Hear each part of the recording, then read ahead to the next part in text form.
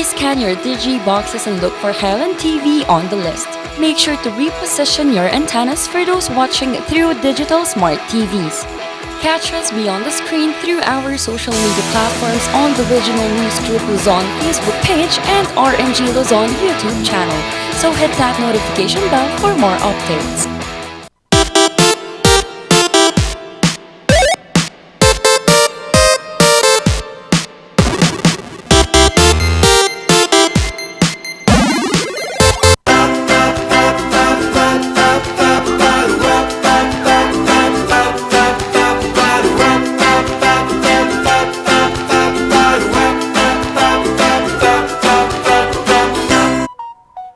Marites Martes ngayong umaga mga kabalitaktakan. Gising-gising, bangon-bangon na po at tumutok na ngayong umaga dito po sa Morning Balitaktakan. Iba't ibang mga kwento ang aming dala at mga iba't ibang mga latest updates ang aming ibibigay ngayon sa inyong umaga. Kaya naman gising-gising, bangon-bangon na po. Makakasama niyo muna sa ngayon ang nagbabalik, Charles Limon. Nagbabalik na ang aming Kuya Charles. Pero dadalawa pa rin kami ngayon. Duo. Oo. Nawala rin si Ate Ren. But anyway, ayan. So good morning mga kabalitaktakan. Napakalamig nitong umaga pero sana gumising na tayo at bangon-bangon na. Kunin ang ating mga kape, humanap ng komportable na lugar kung saan ka pwedeng pumuesto at manood sa amin. Dahil, yun nga, sabi kanina ni Sir Charles, is marami tayong pagkwekwentuhan ngayong umaga. Anyway, nandito na naman ang inyong ate, Sofia Pagaduan. Sofia Pagaduan. Kumusta ang morning mo? Actually, yun nga, nilalamig ako. Ay, nilalamig Oo. ka? Tapos, kapag... Jacket ka! Ibang lamig yung sinasabi ko. Oo, nilalamig ako and pag malamig pa naman, sumasakit pa naman ang tiyan ko. Di bale, magiging okay yan. No? Kaya naman, gising-gising, bangon-bangon na, buksan ang inyong mga telebisyon.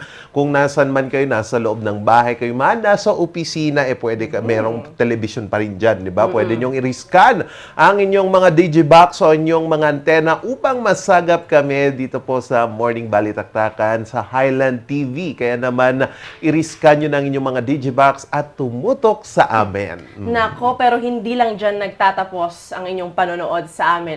Meron din kaming mga social media channels. So, sa Facebook, live na live kami ngayon. So, karamihan ng mga nanonood sa atin ngayon is nasa Facebook Live. So, ayan, we have our Facebook na kung saan ina-upload din natin yung mga news natin, yung mga iba't ibang articles. So, like natin yan and turn on that notification button. So, we also have our YouTube. Ayan, live din tayo dyan, ano? Oo, sa Instagram, we also have our Twitter, RNG Luzon, and also, we have our website, RNG Luzon PH. And dyan kami nag-upload din ng mga iba't ibang interesting articles, very important information of the week, ganyan. So, kung gusto mong magbasa, mag-relax, ayan, access na ang aming website, RNG Luzon PH. Saktong-sakto, no? Nagbabasa ka ng mga articles while sipping your tea or your coffee ngayong umaga. And speaking of sipping tea or coffee, naku, ang lamig! Ngayon, bakit malamig? Atin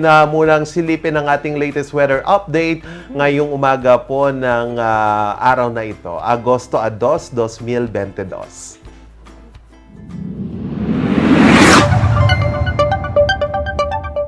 Sa ating latest weather update ngayong umaga, nako, hindi po maganda yung ating taya ng panahon ngayong umaga dahil nga po dito ho sa Northern at Central Luzon, pati na din po dyan sa NCR at dito po sa parts ng Visayas, makakaranas ho tayo ng hindi magandang panahon ngayong umaga. Medyo sumilip lang kaninang umaga si Haring Araw, pero mamayang tanghali siguro or mamayang hapon ay asahan po ang pagbuhos ng ulan. Dahil pa rin po lumalakas ngayon ito pong hanging habagat na nararamdaman natin mula noong kahapon. Maghapon ba umulan dito? Hindi naman maghapon, pero parang nag-start siya ng mga 11, ganun, panakanakang pag-ambon. Mga 11. Oo, kasi galing ako ng Lingayen, mga around 12, maulap na yung kalangitan and by 1 o'clock, doon na bumuhos yung malakas na ulan. Akala ko, doon lang sa Pangasinan. Habang paakyat kami doon sa Marcos Highway, malakas pa rin yung ulan.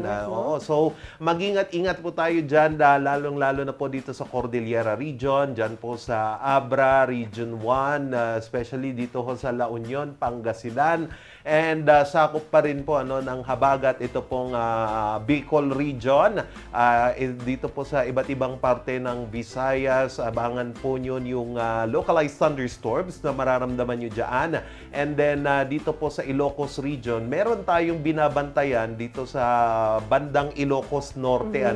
Meron tayong binabantayan na cloud clusters ngayon, pero ayon po sa Pag-asa, there may be a possibility na maging low pressure area ito dito ho sa parte ng Lawag, eastern part dyan sa karagatan ng Lawag, pero sa ngayon wala pa namang namumuong sirkulasyon. So mag-ingat-ingat lang po tayo dyan po sa Ilocos Region, dahil nga naman normal naman na ganito na tag-ulan na talaga.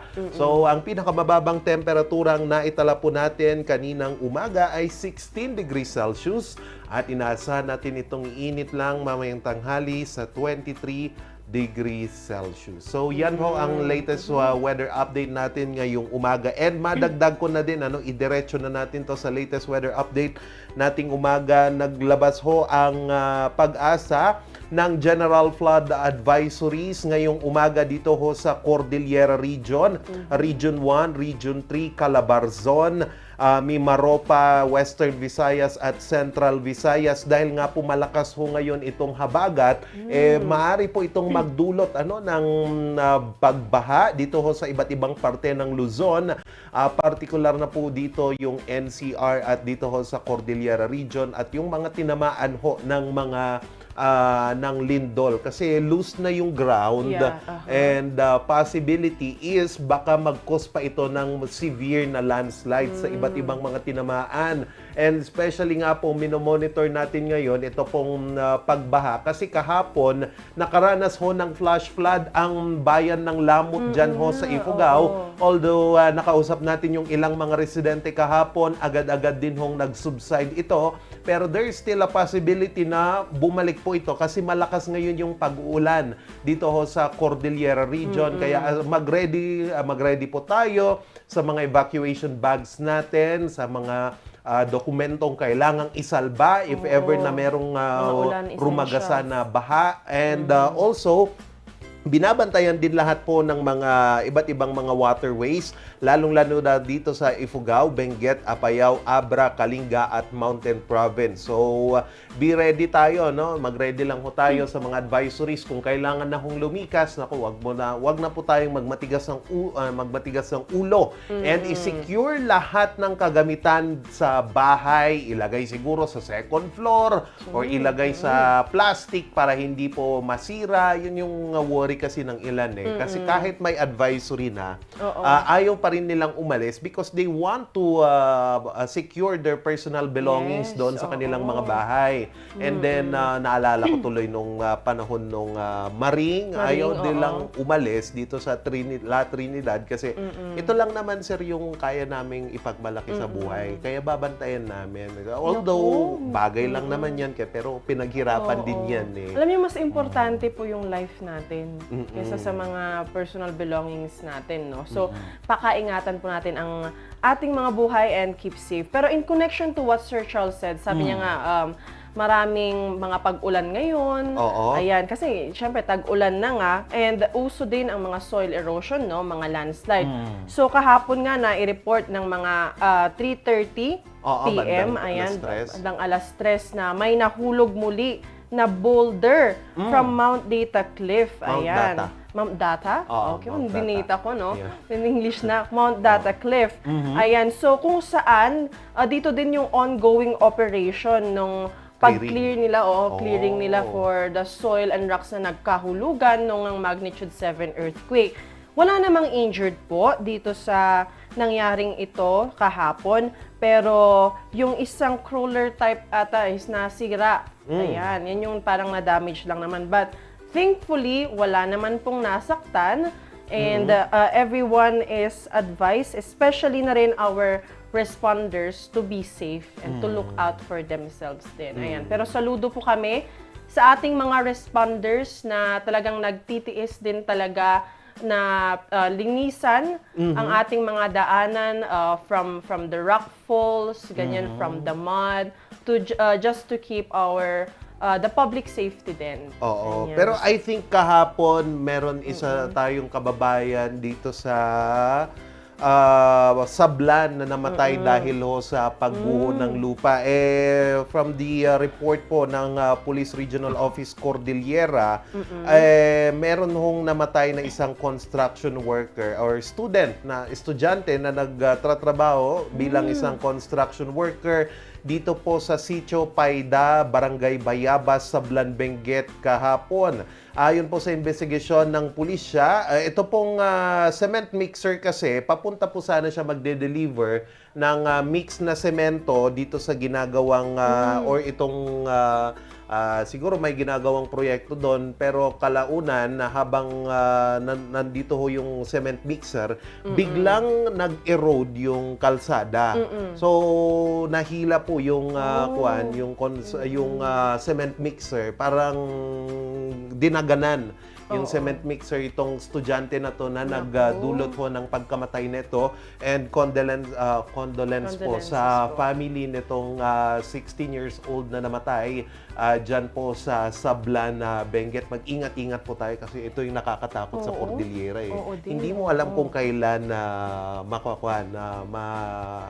mag-aggregate or siguro mag-landslide yung isang parte ng bundok. Kaya naman, we need such precaution sa ating mga kababayan po, lalo na ngayong tag-ulan.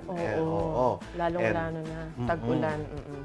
And isa din ho sa mga binabantayan pa rin natin, magbibigay po tayo ngayon ng update ukol po dyan sa probinsya ng Abra, kung saan malaki na po ang naitalang damage ho ng magnitude 7 na lindol dito po sa iba't ibang parte ho ng probinsya ng Abra. Kasi sa latest report ho ng ito pong Provincial Disaster Risk Reduction Management Office ng Abra, papalo na ho sa 1,238,136,493 pesos ang iniwang danyos ho ng magnitude 7 na lindol. So isa-isay natin to, no? Sofia, kasi dito ho sa mga bahay, ang estimated cost of damage po is 409,438,000. Sa bilang naman ho ng mga namatay, papalo na po sa 5 ang namatay dito ho sa probinsya ng Abra, habang 299 ho ang nasugatan sa pagyanig.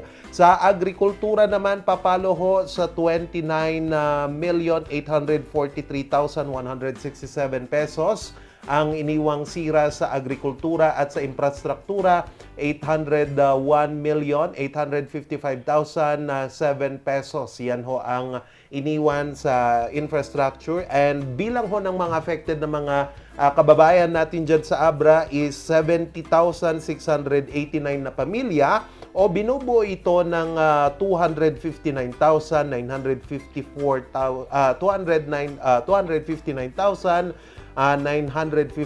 na individual. So, nako, patuloy pa rin hong nagbibigay ng tulong ang nagbibigay ng tulong ang national government at iba't ibang mga sangay ng gobyerno para ho dito sa relief operation, kasi nga din naman meron pa rin ba kahapon na aftershocks dito? Wala naman na kaming naramdaman dito, pero ang balita dun sa Abra, meron pa rin daw mga panak-panak. Pero mahihina na lang. Dito sa La Union? Sa La Union, wala namang update sa akin yung family ko from La Union. So, ayun, I hope they're safe there kasi nakakatakot pa rin talaga, lalo na nung gabi, no? Parang ako doon, na-bother na ako every time. Parang konting yugyug na lang sa akin na nararamdaman ko, parang ganun. Parang medyo may panic na eh. Kaya ayun, keep safe lang, no? And, anyway, sa Abra pa rin po tayo, yung mga, sabi nga kanina ni Sir Charles, tuloy-tuloy pa rin ang relief operations, tuloy-tuloy din ang pagbibigay ng mga immediate shelters sa mga kababayan natin doon. Dahil nga, meron pa rin kasing takot pa rin, lalong-lalo na sa mga bahay, meron pwedeng hindi pa rin safe na bumalik, ika nga ng, from Abra, yung mga officials or authorities from Abra. So, they're providing immediate shelters. Ayan, dun sa San Quintin, ang BLGU Tangadan at MDRRMC of San Quintin, they are providing shelters from ang mga shelter na ito ay located sa isang open area sa Zone 1, Barangay Tangadan. So, ayan nga po, nakikita po natin sa ating mga screens is gumagawa sila ng mga pansamantalang tahanan siguro ng ating mga kababayan from Abra. So, itong area na ito ay ang magiging evacuation center ng 128 na pamilya. They were forced to evacuate again because of the magnitude 7 earthquake na nangyari Miyerkules noong nakaraang linggo. So, yung mga miyembro din po ng Cordillera DRRMC, nasa site din po sila, nasa mismong area po sila to provide technical assistance din sa mga barangay officials para mas matulungan pa natin ng mas maigi ito ngang 128 families na ito. Ayan. So, imagine, wala, parang isang kiglap na wala yung mga pinag-ipunan mo, yung mga inaalagaan mo pagdating ng inyong retirement, tapos biglang ganun, nakakalungkot. So, siguro ang magagawa po natin is magbigay tayo siguro sa iba't ibang mga ahensya ng tulong, kahit mga konting pagkain man lang or kung ano man. Or please, wag ng damit siguro. Wag ng damit siguro, yung mga used clothing, wag na muna nating isipin yan. Siguro more on food and tent, shelter. Yeah, food, water, shelter, ganyan. Anyway, bago tayo magtapos sa ating kwentuhan ngayon, magtungo naman tayo sa isang good news. So, dito sa Baguio City, patuloy ang pag-build ng isang barangay hall na napakaganda nga. Okay, saan yan? Sa West Quirino Hill Barangay Hall. Ayan. So, pinuri ito ng iba't ibang netizens, kasi nga, ang ganda ng pagkakagawa talaga. Talagang it's a good example. Ayan, meron pa siyang what's that? It's a gym, a basketball court. Ayan, na pwedeng accessible for everyone. Pwedeng magamit. Ito yung natatanaw ko from sa Quezon Hill na puting, parang ang laking building yan white na ano pang detalye niyan? Actually, ayan na nga, parang tapos na nga siya and very, bubuksan na siya sa publiko. Ang comment lang naman dito is talagang napakaganda nga and yung parang mga pondo talaga is ginamit nga talaga sa maigi, Kaya pinupuri ito ng publiko, ng mga taga West Quirino. Ayan, so I hope, magamit na nga ito. Parang yung basketball sa mga university. Oo nga, parang mga universities. Talaga. Baka mamaya, mag-enjoy na lang yung mga kabataan na mag-basketball dyan sa naturang barangay hall. Same with din kay dito kay Bakaking. Kay Bakaking, lagi kong nakikita, wow, ang ganda naman ng barangay hall nila.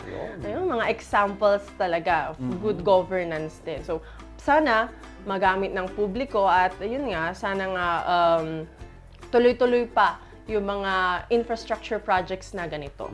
Sana hindi substandard. Sana nga, yes sana naman. Maganda yung kalidad. For the safety of the public. Pagdating ng Lindol. And speaking of Lindol, mga kabalitaktakan, ating tignan mamaya, ang ginagawa pa rin na effort ng PNP Cordillera at ang iba't ibang mga ahensya dito sa pagtugon dito sa nangyaring lindol sa probinsya ng Abra. Mamaya po makakausap natin si Police Captain Marnie Abellanida kung ano na nga po ba ang latest na sitwasyon dyan sa probinsya ng Abra at ang pagtugon ng PNP. And congrats kay sa ating bagong talagang PNP chief na si Police General Azurin na itinalaga pong PNP chief ng Administrasyong Marcos. Mamaya po pag-uusapan natin yan mamaya. Ayan, so mamaya pag-uusapan natin yan lahat. Yan, so magbabalik po ang Morning Balitaktakan.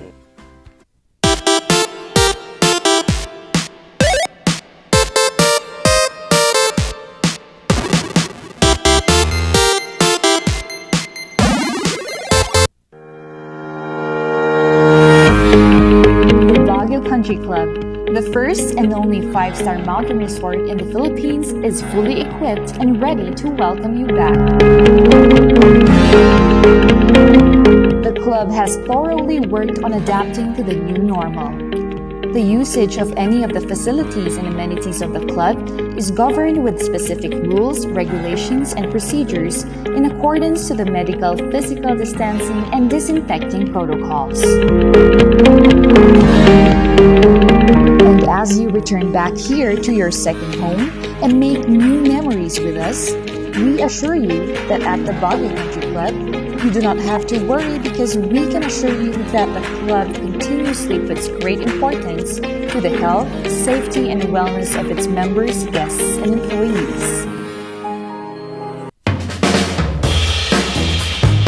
Yes! Ayos to! Ayos to! Pa, ang lakas naman ang tawa mo. Sino ba namang hindi matutuwa dito sa online shopping service at cash on delivery ng TG Home Builders? Pwede din mag-online reservation for pickup. Pa, ano yung sinasabi mo? Ma, mapapakabitan na natin ng tiles ang bahay natin. Pa, baka naman pwede mo isabay yung bubong ng bahay natin. Para sa quality construction materials, mag-TG Home Builders. Main warehouse and showroom at number 75 Ferguson Road, Gisad, Baguio City. Bucaucan Branch at number 73 Bucaucan Road, Baguio City. Marcos Branch at KM3 Marcos Highway, Baguio City. Sales Office Branch at number 221 Atab Marcos Highway, Baguio City. La Trinidad Branch at KM6 Batag, La Trinidad. And Urdaneta Branch at MacArthur Highway, Urdaneta City. TG Home Builders. We turn houses into homes. Tag-ulan na naman. Marami na naman akong bibiktimahin. Tag-ulan na naman, pinapaalala ng Department of Health na sundin ng 4S kontra dengue. Una, search and destroy mosquito breeding ground. Pangalawa, secure self-protection measures. Pangatlo, seek early consultation. At higit sa lahat, support fogging to prevent impending outbreaks. Ugaliing sundin ng 4S ng DOH dahil stay safe at home ka na, then get out ka pa!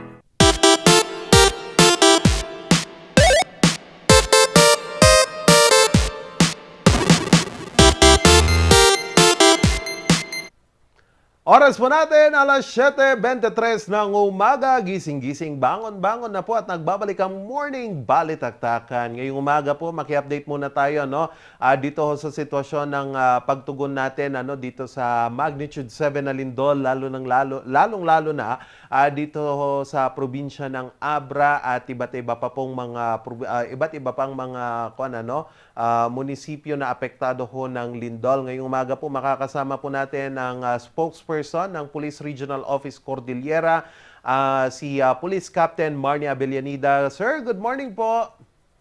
Good morning, Sir Charles, at good morning po sa tagapakinig natin dito sa inyong programa. Magandang umaga po. It's been a week, sir, na matapos po itong lindol. Bukas gugunitayin natin itong isang linggo pagkatapos po ng magnitude 7 na lindol dito sa Abra. Sir, kumusta po? I think nagpadala ho tayo ng ating mga puwersa dyan ho sa probinsya ng Abra to help ito pong probinsya sa pagbangon. Kumusta na po yung ating pagpapadala ho ng tulong at manpower po dito sa Abra po? Actually, sir, ang effort natin ngayon sa Abra is yung pagdi-distribute ng mga relief packs dun sa mga family na affected nitong paglindol. So, yan yung ating tuloy-tuloy na ginagawa. Katulungan natin dito yung yung DSWD at saka yung mga pwersa ng Philippine Air Force kasi may mga areas na kailangan malalayo na kailangan madalan kaagad ng mga family food packs. Dito naman sa region, naka-standby lagi yung tropa natin sa tuloy-tuloy na loading, unloading, repacking ng mga family food packs dito sa warehouse nila dito sa La Trinidad. So, yan yung efforts natin ngayon, tuloy-tuloy yan hanggat kinakailangan na gawin. Oo. Sir, in terms of peace and order naman dito sa probinsya ng Abra, pinangangambahan daw po nila na baka kung hindi maibigay kaagad yung mga tulong, baka may looting na ho dyan sa probinsya ng Abra. So far, sir, kumusta po yung update in terms of security and baka daw possible maging opportunity ito ng mga rebelde na maghasik ulit ng karahasan dyan sa mga government officials natin or government forces na nagbibigay ho ng tulong dito ho sa probinsya ng Abra, sir? Ito naman po yung assurance natin sa public. Aside dun sa teams natin na naka-deploy for humanitarian operations, nandiyan pa rin po yung mga regular forces natin, ang ating kapulisan, sa Abra PPO sa pangungunan ni Police Colonel Mali Sicula. Tuloy-tuloy po yung ating mga anti-criminality efforts, yung mga police visibility natin, yung pagpapatrol natin, at saka yung mga pagde-deploy natin ng mga personnel sa mga evacuation centers, o di kaya minomonitor din natin yung mga bahay na pansamantalang nilisan ng mga residente dahil ayaw nga natin na magkaroon ng looting or mga pagnakawan kasi may mga ibang tao naman talaga na maaring samantalento. So, hindi naman tayo nagpapabaya doon sa ganong aspeto ng pagpapatupad natin ng ating mandato. So, tuloy-tuloy ang ating pagpapatrolya. Nandyan pa rin yung ating mga patrol, mga checkpoints, yung mga mobile patrol. So, yan yung patuloy natin na ginagawa. At saka bukas naman yung ating mga police station. Kung may mga daing o reklamo, mari naman silang dumulog dito sa ating mga himpilan ng kapulisan. In terms of ito pong pagpapatupad natin ng seguridad, affected ho itong mga police stations natin. So far, sir, ilan na po yung na-profile at na structural na assess ng Police Regional Office Cordillera ng mga siguro police stations or mga kampo po ng mga tropa natin, and so far ano ho yung mandato dito ni Police Brigadier General Oliver Lee para ho tuloy-tuloy pa rin ho ang serbisyo ng pulisya sa iba't ibang mga nasasakupan nito? As of the moment, wala pa akong yung data, pero ang utos naman ng ating regional director is kung kaya na kaagad bumalik sa trabaho, is bumalik na sa trabaho. Yung mga, especially yung mga naapektuhan natin. At saka yung mga buildings naman, kagad naman niya ipinag-utos na i-survey kung pwede ba itong balikan kaagad. So, for example, sa Abra Provincial Headquarters, dahil may mga nakitaan ng pagbitak doon sa kanilang gusali, doon sa kanilang building, nagtayo muna sila ng temporarily operation center. So, nandun yung mga kagamitan, yung mga laptops para matuloy-tuloy yung administrative support na ibinibigay ng provincial headquarters doon sa mga personnel na nagtatrabaho sa ground. So, yan yung mga efforts natin. Doon naman sa mga police station, nandyan yung mga police, mga local police, tuloy-tuloy pa rin naman yung kanilang pag-render ng service sa ating community. So, yung lindol natin, hindi naman napigil yung pagtatrabaho natin. Tuloy-tuloy naman. Yan naman yung tagubilin ng ating regional director. Ano pong instruction sa atin pala ng bagong upong PNP chief na si Police General Azurin dito ho sa pag-respond natin dito sa lindol po? Unang-una pala, gusto kong batiin ng pamunuan ng Police Regional Office Cordillera, si Sir Jun Azurin, sa kanyang pag-upo bilang bagong hepe ng pambansang kapulisan. So, actually, nag-usap naman sina RD nung last week nung area police commander pa si Lieutenant General Azorin, at kanya naman na usapan naman nila yung efforts at kahandaan ng ating mga kapulisan na ginagawa dito sa rehiyon ng Cordillera, specifically sa Abra, kasi nandyan sila, magkasama sila nung bumisita ang ating mahal na Pangulo na Ferdinand Bongbong Marcos Jr. Oo. Sir, ano pala yung reaction natin? I-segue ko po. Ano po yung reaction ng Police Regional Office Cordillera na isa pong Cordillera, yung upo na PNP chief natin? Actually, kahit sino naman yung upo, ang atin naman assurance dito sa Police Regional Office Cordillera ay tuloy-tuloy tayo magtatrabaho, at saka syempre masaya din naman tayo kasi kung matatandaan natin ang ating bagong talang Chief PNP ay nagsilbi din naman dito sa Rion bilang Provincial Director ng Benguet PPO. So masaya tayo at tayo ay nagagalak kasi meron na rin tayong bagong mamumuno dito sa pambansang kapulisan. So ayan, masaya tayo actually. Nag-post na kami ng congratulations para kay Sir.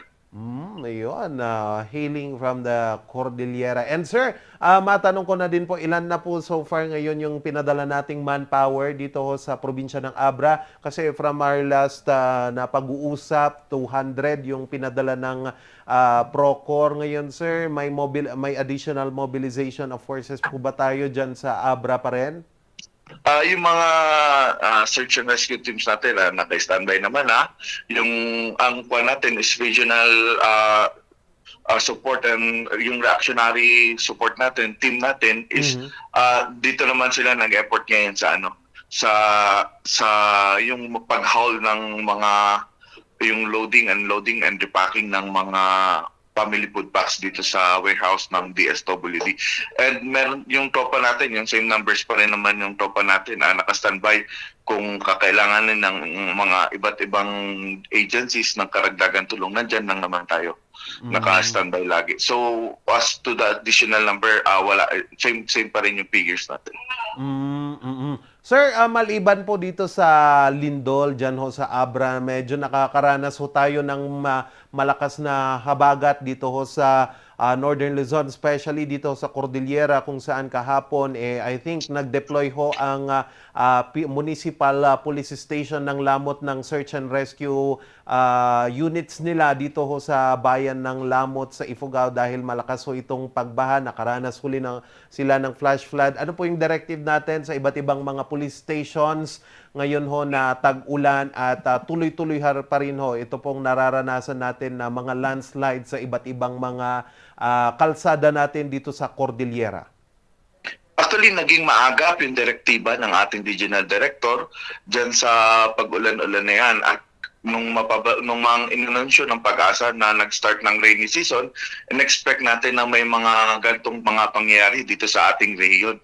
So, meron tayong mga SAR-trained personnel na naka-standby lagi. Yung mga equipment natin laging nakahanda. Kasi nga, in-expect din natin yung mga ganito.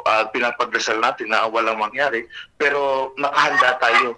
Nakahanda tayo sa mga posibilidad. At yung mga personnel natin talaga is on standby lagi. Yan yung direktiba ng ating regional director.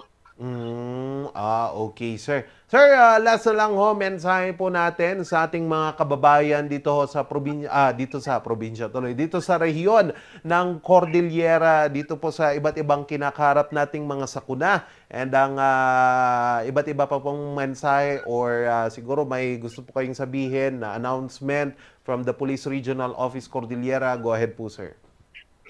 Yun nga po, no? Yun naman ating palaging sinasabi sa ating mga kababayan na mag-ingat sila at manatiling ligtas, at dito sa na-experience natin paglindol, manatili tayong kalmado at asahan nyo ang inyong kapulisan ng Police Regional Office Cordillera sa pamumuno ng aming buting Regional Director, Police Brigadier General Ronald Oliverli, ay palaging nandyan, naka-standby on alert upang tulungan ang ating mga nangangailangan ng mga kakailan. Yun lamang po at maraming salamat. Alright, with that, maraming salamat po. At yan po si Police Captain Marnie Abellanida ng Police Regional Office Cordillera ukol ho sa pagtugon ng pulisya dito ho sa Lindol. At ito pong nararanasan natin ngayon, na pag-uulan. Siguro baka isunod natin si Pag-asa pero tingnan natin kung meron pa tayong oras. Pero mamaya po, antabayanan pa ang iba't ibang mga kwento at mga inspirasyon dito lamang po sa Morning Balitaktakan.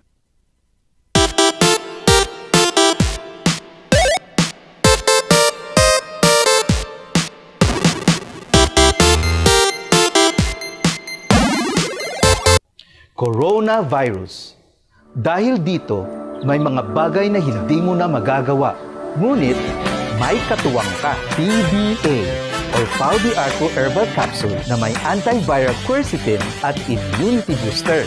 Mag-PDA or Pau de Arco Herbal Capsule araw-araw.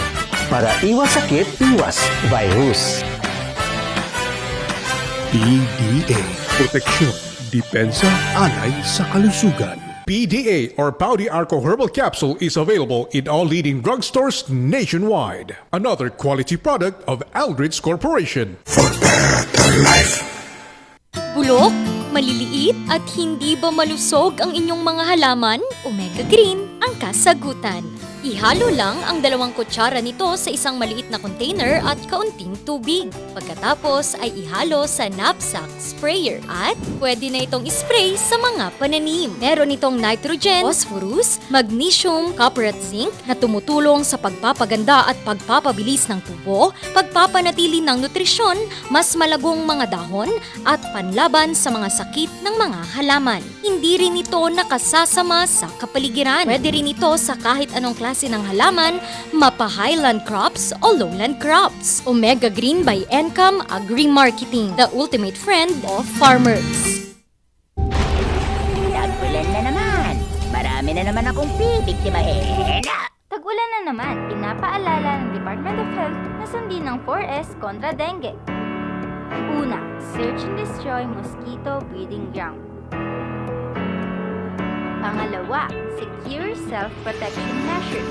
Pangatlo, seek early consultation. At higit sa lahat, support fogging to prevent impending outbreaks. Ugaliing sundin ng 4S ng DOH dahil stay safe at home ka na, then get out ka pa! Mazar Music offers a complete line of musical instruments.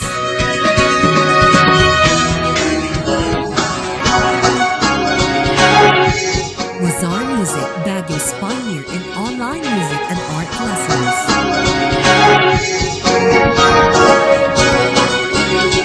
Mazar Music, bringing music closer to your hearts.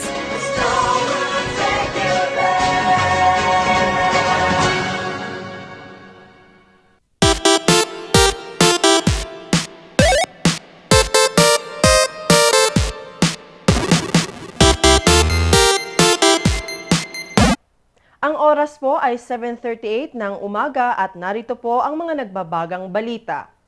Dahil na rin sa nangyaring lindol, kamakailan lamang nagkaroon ng mga pagbitak ang mga iba't ibang establishmento sa buong probinsya ng Cordillera at Region 1.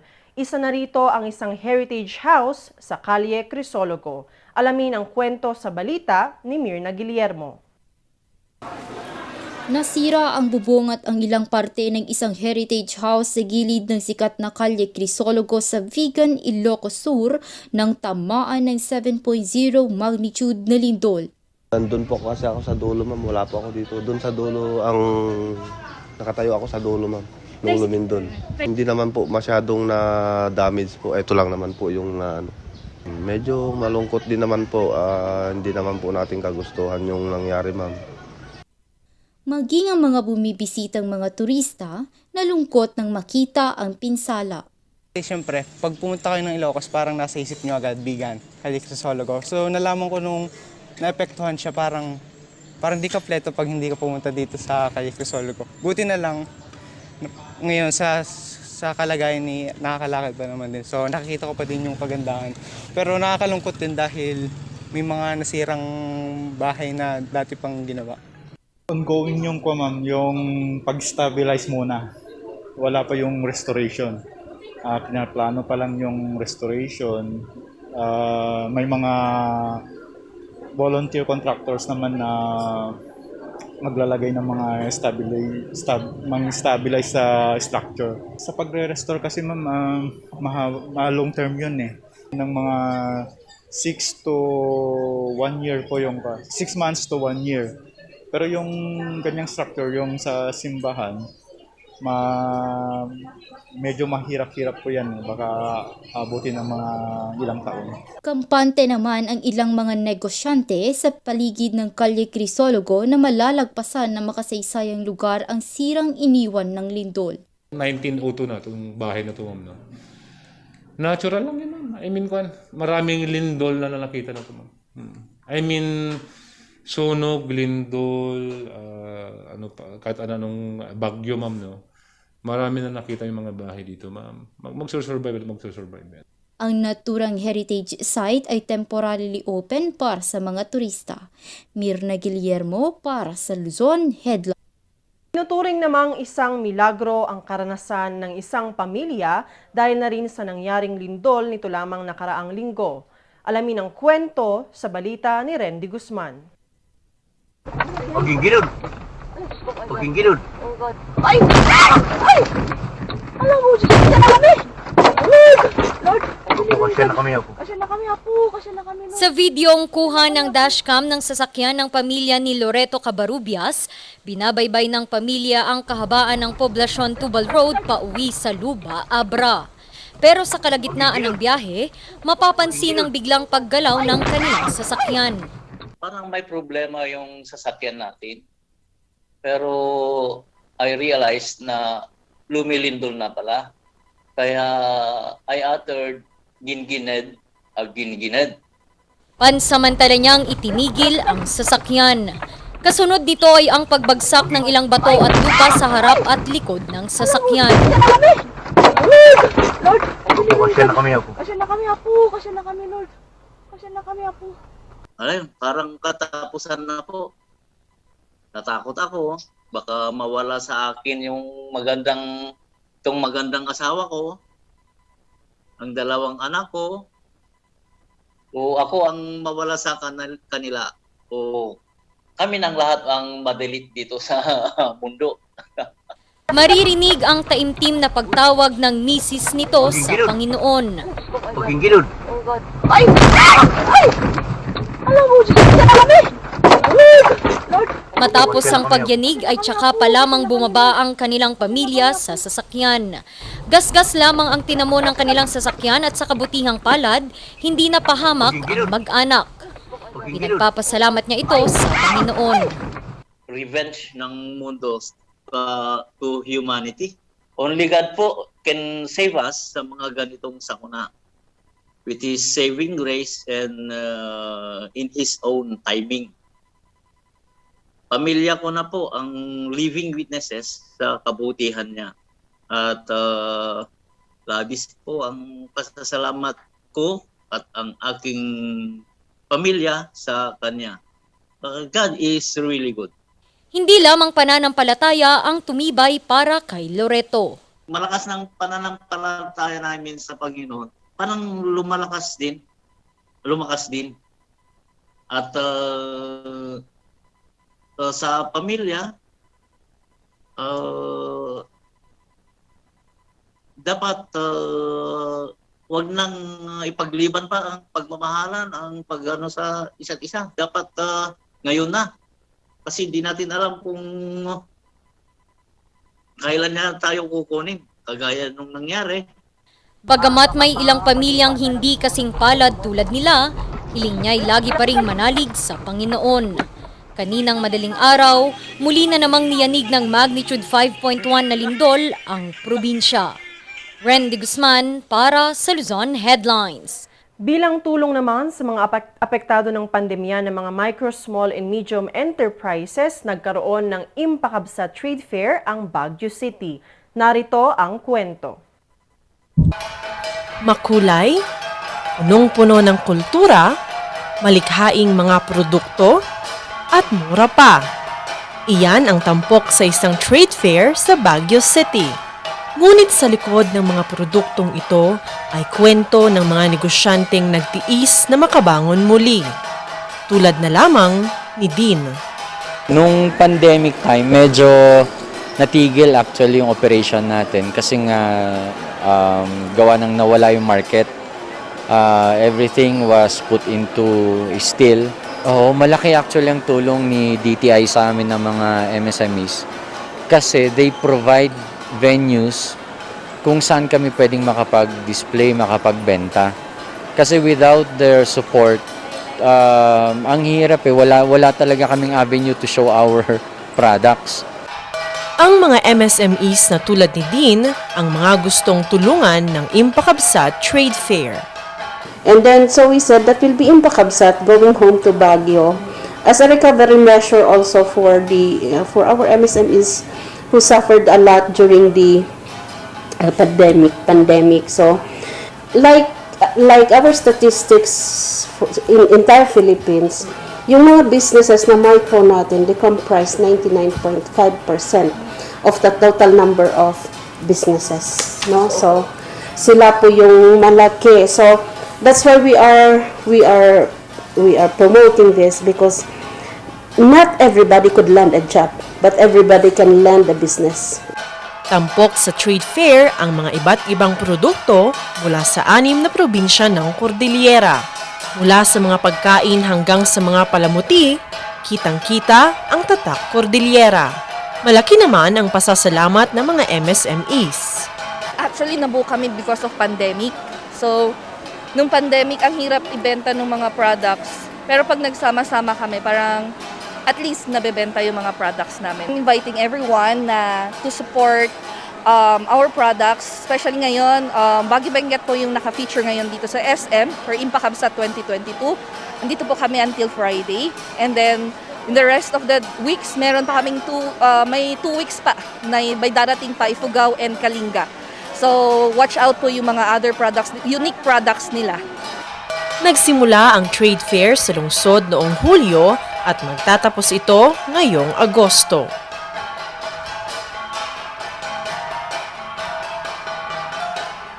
Sofia Pagaduan para sa Luzon Headlines. At iyan ang mga nagbabagang balita ngayong umaga. Para sa mga balita at impormasyon, tumutok lamang sa Regional News Group Luzon mamayang alas 6 at alas 6:30 naman sa News Force North Luzon, Highland TV. Magbabalik po ang Morning Balitaktakan.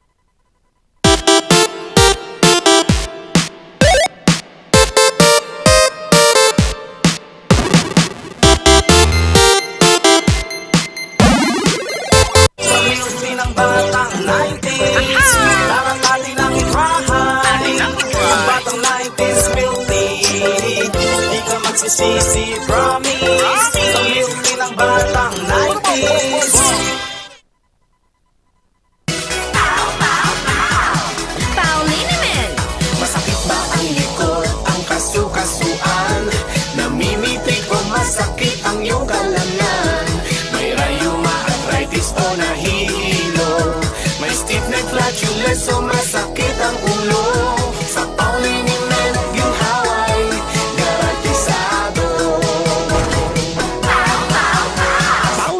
isang pahid ka lang. Dahil walang out sa POW!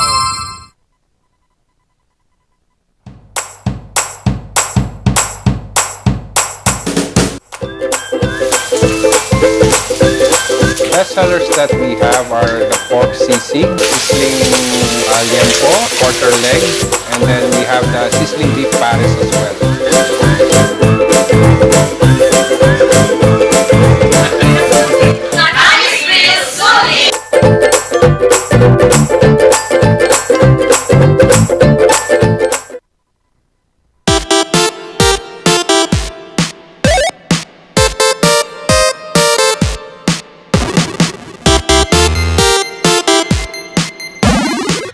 Martes Marites! Yan, Martes Marites pa rin ngayong dito sa Morning Balitaktakan. And hello, good morning sa ating mga kababayang nakatutok ngayong umagang ito. Naku, pumuputok yung ating comment section. Madaming nagpapabati. Naku, unahin ko na dyan yung family ko po dyan sa Tagunin, Ilocos Sur. And pinapabati po nila yung lola ko na nanonood daw ngayong umagang ito.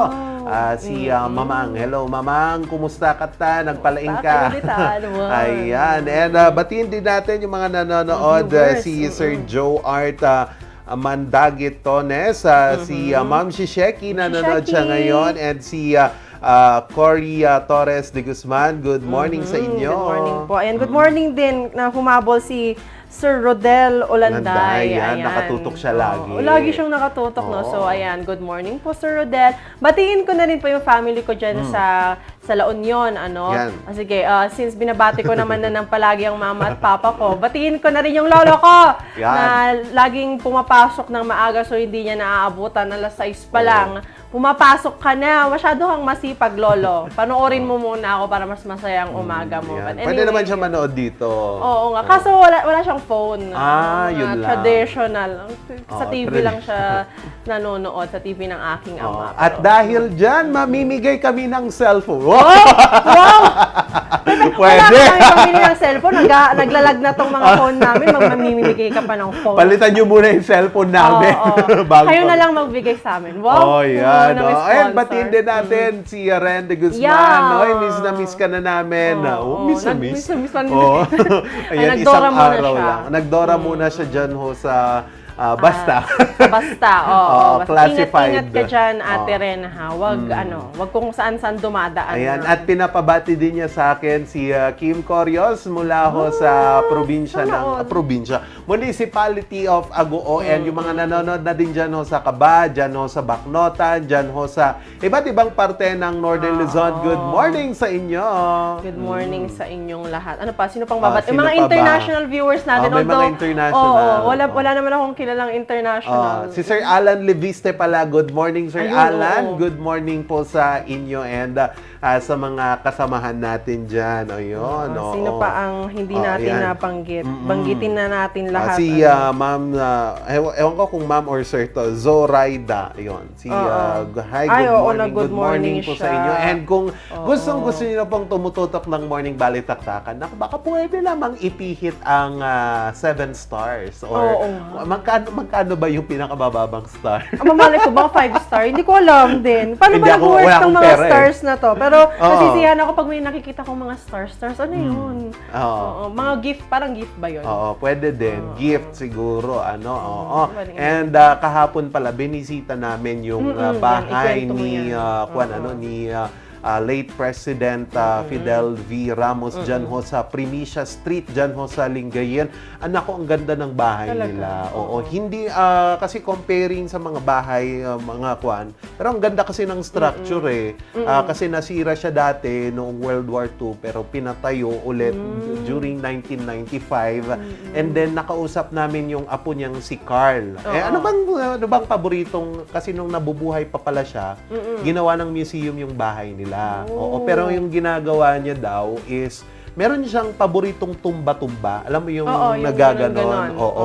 Ang ginagawa daw ng late President Fidel V. Ramos, kinukuha niya yung tumba-tumba, ilalagay niya dito sa parte ng may bintana at doon nakaupo lang siya. Parang doon daw siya nagre-reminisce ng buhay niya ng family niya. And then, but sooner or later, nag-stay na ata siya sa Manila. So, si late President Fidel V. Ramos po ay umupo bilang presidente from 1992 to 1998 at namatay ho siya at the age of 94. Pero wala pang binibigay na eksaktong detalye ang pamilya. They are asking for a privacy muna kung kailan daw yung lamay at saka libing ng ating dating Pangulong si Fidel V. Ramos. Pero tubong Lingayen siya. Pero nanirahan din sila dito sa Asingan, Pangasinan. Such a good life, no? Parang fulfilling nung life ni President Ramos. Ang dami niyang nagawa and lalong-lalo na nakatulong syempre siya ng malaki super sa ating bansa. So, Sana ganun din tayo, no? Oo, Before. ang ganda. Sana, ang ganda. May museum siya, tapos yung mga... Kasi avid fan pala siya ng golf. Oo. Saka sinabi, ang palayaw niya sa mga media, si Tabaco. Nasa na si Tabaco. Kasi makikita mo sa mga pictures nila na nakatabako siya lagi. Kaya yun daw yung palayaw ng mga taga-media na, nandyan na ba si Tabaco? Mga ganon. Kasi kanain nga naka-apple ti Tabaco na diya yung giwa na. Dati naka-apple nga tabako. Yun yung naging palayaw naman na. Pero he was naging crucial din siya, no? During the EDSA Revolution and then sa pagbangon ho ng bansa noong after ng EDSA Revolution and then after noon siya na yung umupo na presidente and he managed well, ano? Ito pong 1980s ata na mga 1970s na economic crisis dito sa Asia during that time. And malaking pasasalamat natin sa kanya. Pero coinciding mas kasi August July 13 namatay si Kwan. Kahapon naman ginunita natin yung pagkamatay ni Cory Aquino. Parang magkasunod lang sila. Magkasunod lang. Two great people talaga. Hindi naman itong si Cory tsaka si Fidel Ramos. And we should always remember them as someone who has served the country and did well. Ayan. So, si late President Fidel Ramos ba, nakatira siya sa Pangasinan before he passed away? Or hindi, sa Makati siya. Makati Medical Center siya namatay according sa family.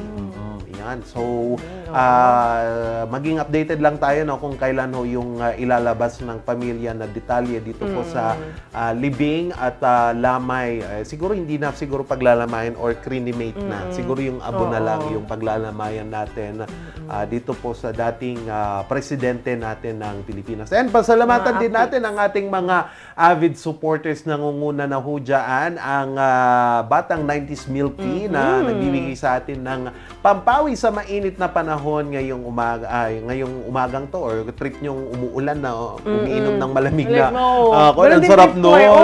Para kahit malamig pa rin inumin mo. Bakit? Ayan, pasalamatan din natin ang Busar Music at wag din natin kakalimutan ang Pugo Adventure Resort dyan ho sa Pugo La Union. Isama ko na din yung assignment ko, pinasa niya sa akin. Yung Maranan and Ballesteros Optometric Clinic at Dizon Vision Clinic at pantanggal ng sakit-sakit sa ating mga likod dahil wala ng sa PAW. Ayan, so pasalamatan din natin ang National Grid Corporation of the Philippines o NGCP sa syempre pagbibigay ng kuryente. Ayan, and if you want a reconstruction of your houses, you can go ahead and visit TG Home Builders. And syempre, ang Baguio Country Club, the only 5-star mountain resort in the Philippines. Kaya hindi nabubulol ako the only 5-star mountain resort in the Philippines. Perfect. Ayan. So, plus 10. Plus 10, oo. Sa langit. Okay na ako kahapon hindi na ako nabulol. Pero I'll try my best. And bukas ulit, makakasama na natin hoping na maging kumpleto ng inyong dynamic trio sa pagbibigay ng good vibes sa inyong umaga. Nakasama niyo po sa kwentuhan at tawanan, Charles Limon. Yes, pero actually, babalik na naman ako sa aking mahiwagang baul at makikita niyo na naman ulit ako next week. But anyway, hoping na nandito na si Ate Ren and Ate Shakit para buuin nga yung Dynamic Trio. But anyway, thank you so much po sa pagtutok sa Morning Balitaktakan at magbabalik ang atin nyo next week, Sofia Pagatuan. Iyan, isa na namang araw ang aming binuo kasama ang dynamic duo ngayong umagang ito. Kaya naman bukas, magsama-sama ulit tayo. Same oras at matitira ako, same people sana. Yeah, Hindi pala. Ayan, makakasama natin. Hoping kompleto ng Dynamic Trio dito lang sa Morning Balitaktakan.